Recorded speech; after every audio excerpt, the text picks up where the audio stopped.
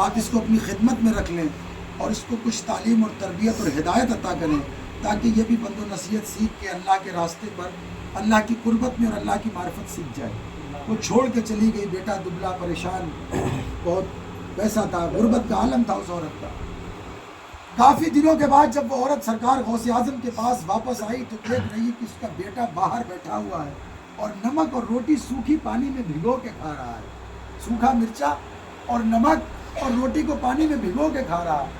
اندر جب وہ عورت پہنچی تو سرکار غوث اعظم سر اللہ مرغا نوش فرما رہے تھے، اور آپ مرغ مسلم کھایا کرتے تھے، پورا مرغا مسلم کھاتے تھے آپ، پورا مرغا، تو آپ مرغا کھا رہے ہیں۔ تو بے ساختہ اس عورت نے کہا کہ سرکار، ہم اپنے بیٹے کو آپ کے پاس اس لیے چھوڑ گئے تھے کہ ہمارے گھر میں غربت تھی، ہمارے گھر میں فقر و فاقہ تھا، کہ آپ کی بارگاہ میں رہے گا، آپ کی خانقاہ میں رہے گا، آپ کے مدرسے میں رہے گا تو علم بھی سیکھے گا اور فراغ و دستی بھی ہو جائے گی، کچھ صحت و تندرستی بھی اس کی ہو جائے گی۔ لیکن سرکار میں یہ دیکھ رہی ہوں کہ آپ مرغا کھا رہے ہیں اور میرے بچے کو آپ نے جو ہے سوکھی روٹی پانی میں بھگو کے کھانے کے لیے دی ہے۔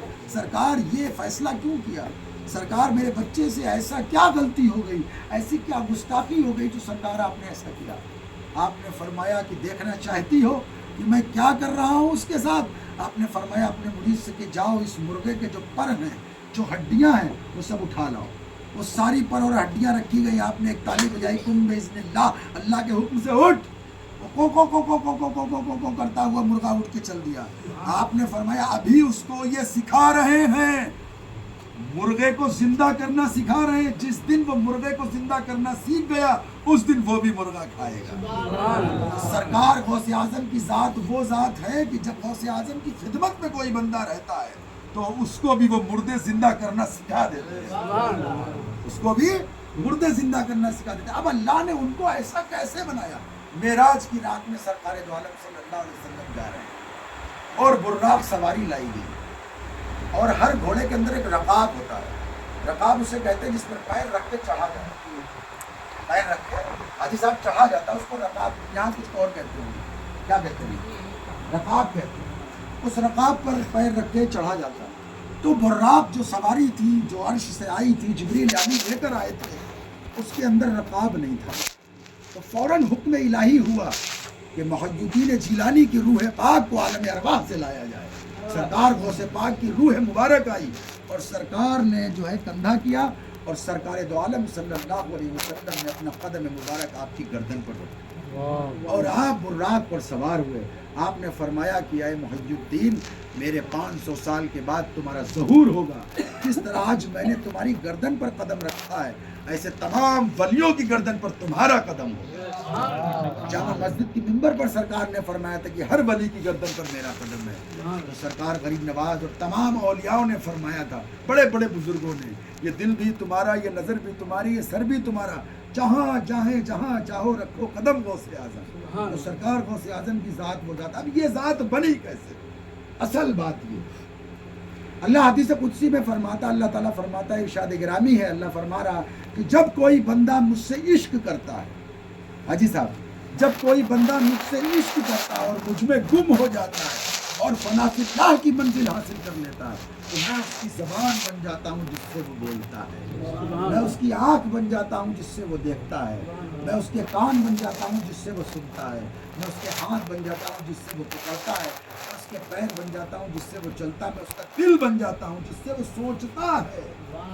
اب سرکار غوث اعظم نے فرمایا کہ میں ہر مرید کو اپنی ہتھیلی پر دیکھتا ہوں، تو مغرب سے اور مشرق تک دیکھنا یہ صرف اللہ کی صفت ہے۔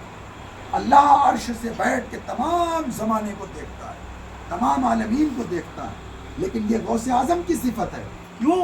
حدیث قدسی، میں اس کی زبان بن جاتا ہوں، میں اس کی آنکھ بن جاتا ہوں۔ آنکھ دیکھنے میں غوث اعظم کی ہے، لیکن اس آنکھ سے دیکھ اللہ کی ذات ہے، وہ اللہ ہی دیکھ رہا ہے، لیکن غوث اعظم کی آنکھ سے دیکھ رہا ہے۔ سرکار غوث اعظم نے مردوں سے کہا اٹھ جاؤ مردوں، تو قبرستان کے مردے زندہ ہو گئے۔ تو مردوں کو زندہ کرنا تو یہ اللہ کی طاقت ہے، یہ بندے کی طاقت کہاں ہے؟ لیکن سرکار غوث اعظم کی زبان دکھ رہی ہے، بول اللہ کی ذات رہی ہے، بول اللہ کی ذات رہی۔ وہ کہہ رہا میں اس کی زبان بن جاتا ہوں جس سے وہ بولتا ہے۔ تو اللہ کا ولی جو ہوتا ہے، جو اللہ کی قربت میں چلا جاتا ہے، جو اللہ کی معرفت حاصل کر لیتا ہے، اللہ کو پہچان لیتا ہے، اللہ اس کو اپنا دوست بنا لیتا ہے، جو دوست کہتا ہے اللہ اس کو فرما دیتا ہے۔ سرکار بابا فرید سے کسی نے پوچھا کہ آپ کو یہ مقام، مرتبہ، منصب کیسے ملا؟ آپ نے فرمایا 12 سال تک جو خدا کہتا رہا وہ فرید کرتا رہا، اب جو فرید کہتا ہے وہ خدا کرتا ہے۔ تو جن بندوں کے قلب پاک ہو جاتے ہیں، جن کے دل پاک ہو جاتے ہیں، اللہ تعالیٰ قرآن کریم میں ارشاد فرماتا ہے ان کی پیروی مت کرو جن کے دلوں کو ہم نے اپنے ذکر سے غافل کر دیا۔ سورہ کہف کی آیت نمبر 18 میں اللہ فرماتا ہے ان کی پیروی مت کرو، ان کے پیچھے مت چلو، ان کا کہنا مت مانو جن کے دلوں کو ہم نے اپنی یاد سے غافل کر دیا۔ یعنی کہ اللہ کی یاد سے جو دل زندہ ہوتا ہے وہی زندہ کہلاتا ہے، باقی تو سب مردہ کہلاتے ہیں۔ ذاکر مثل زندہ کے ہے، غافل مثل مردہ کے۔ سرکار غوث اعظم کی ذات وہ ذات ہے، یہ اعظم مانے بڑا۔ مولا علی کے پاس ایک شخص آیا تھا، اس نے پوچھا کہ بتا دیجیے کیا اللہ دوسرا اللہ پیدا کر سکتا ہے؟ کیا اللہ دوسرا اللہ پیدا کر سکتا ہے؟ آپ کے قرآن میں جو قدیر، اللہ ہر شے پر قادر ہے، وہ جو چاہے کر سکتا ہے، کیا یہ کر سکتا ہے کہ وہ دوسرا خدا بنا سکتا ہے؟ آپ نے فرمایا بے شک میرا خدا کر سکتا ہے، لیکن جو پیدا کرے گا، جس کو بنائے گا وہ مخلوق کہلائے گی، وہ ہمیشہ خالق کہلائے گا، وہ ہمیشہ خالق کہلائے گا، وہ مخلوق کہلائے گی۔ وہ 1,00,000 بنا سکتا ہے، وہ تو کن فیکن کا مالک ہے، وہ تو خیال کن کہتا ہے اور ہو جاتا ہے۔ تو اللہ کا کرم ہے، اس کی عنایت ہے، غوث اعظم کا صدقہ ہے۔ تو غوث اعظم کو یہ مرتبہ کیوں ملا؟ غوث اعظم کیوں غوث اعظم کو مرتبہ ملا؟ اپنے کو فنا اللہ کی راہ میں کر دیا، اتنا عشق کیا، اتنا عشق کیا، اتنا عشق کیا اپنے جان کو اور اپنے تن کو، اپنے من کو، اپنے دھن کو، اور تمام صفات کو اللہ کی راہ میں گم کر دیا لے جا کے، اور منزل فنا فی اللہ کو حاصل کر لیا۔ زبان سے جو بولا وہ اللہ کی ذات بولی، آنکھوں سے جو دیکھا وہ اللہ کی ذات نے دیکھا، کانوں سے جو سنا اللہ کی ذات نے سنا۔ اللہ تعالیٰ وہاں پر سن رہا ہے۔ اللہ تعالیٰ سمیع بصیر کلیم، اس کی صفت ہے، سنتا ہے، بولتا ہے، کلام کرتا ہے۔ سمیع بصیر کلیم تمہاری بھی صفت ہے، تم بھی سنتے ہو، تم بھی بولتے ہو، تم بھی دیکھتے ہو، تمہاری بھی صفت ہے، لیکن تم سنتے ہو اس دیوال کے پیچھے کا نہیں سن سکتے، تم دیکھتے ہو لیکن کتنی بصیرت ہے اس دیوال کے پیچھے کا نہیں دیکھ سکتے ہو، لیکن اللہ کی وہ بصیرت ہے، کائنات میں کہیں بھی کوئی ہوتا ہے تو اللہ اس کو دیکھ رہا ہے، اللہ اس کی سن رہا ہے۔ ہم یہاں سے دعا مانگ رہے ہیں، اللہ ہماری سن رہا ہے، ہم یہاں سے کہہ رہے ہیں، اللہ ہمیں دیکھ رہا ہے۔ وہ صفات میں جب بندہ گم ہو جاتا ہے تو وہی صفتیں اللہ تعالیٰ اپنے بندے کو عطا فرما دیتا ہے۔ سمیع بصیر کلیم کی غوث اعظم کو اللہ نے وہ صفات عطا فرمائی کہ تم زمین کے کسی کونے سے بھی غوث اعظم کو یاد کرو، غوث اعظم مشرق میں بیٹھے ہیں، تم مغرب میں یاد کرو تو مشرق میں تمہاری آواز کو سنتے ہیں۔ آپ فرماتے ہیں میرا مرید جب مجھ کو آواز دیتا ہے، میں مشرق میں ہوتا ہوں، وہ مغرب میں ہوتا ہے، اس کی آواز مکمل نہیں ہو پاتی ہے، میں اس کی مدد کو پہنچ جاتا ہوں۔ آپ فرماتے ہیں وہ پہاڑ سے نیچے نہیں گر پاتا ہے اور میں اس کی مدد کو پہنچ جاتا ہوں۔ اللہ کا شکر ہے، کارساز بے نیاز کا لاکھ کہ ہم سب قادری ہیں، ہم سب قادری ہیں۔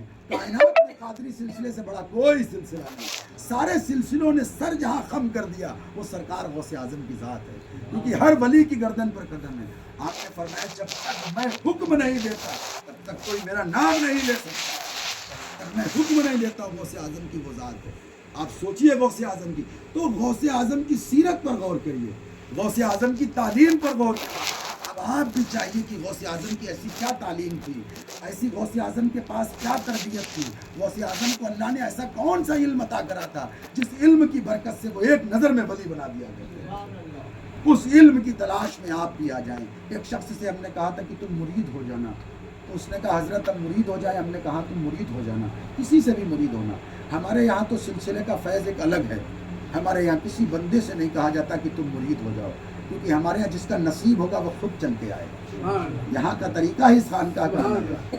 غوث اعظم کی تعلیم کون سی؟ ہم نے صرف اتنا وہاں جا کے پتہ کرنا، جہاں کہیں مرید ہونا، ان سے یہ کہنا جا کے کہ مرید ہونے کا مقصد کیا ہے، صرف اتنا بتاؤ۔ ہر پیر سے یہ پوچھو کہ مرید ہونے کا مقصد کیا ہے، کیا تعویذ کے لیے، گنڈے کے لیے، عملیات کے لیے، جھاڑ کے لیے، پھونک کے لیے، یا اپنے گھر کے اثرات دور کرنے کے لیے، اس کے لیے مرید ہوا جاتا ہے؟ آج کل اکثر زمانہ اسی کے لیے مرید ہوتا ہے کہ ہمارے گھر کا مسئلہ صحیح ہو جائے گا، ہمارا یہ ہو جائے گا، ہمارا وہ ہو جائے گا، ہم ان کے مرید ہو جائیں گے، ہمیں فیض ملے گا۔ اب ذرا غور کرو، غوث اعظم کو کس چیز کی ضرورت تھی؟ غوث اعظم کو کیا غوث اعظم کو کسی عملیات کی ضرورت تھی؟ کیا غوث اعظم کو معاذ اللہ کسی تعویذات کی ضرورت تھی جو اپنے پیر کے پاس گئے تھے؟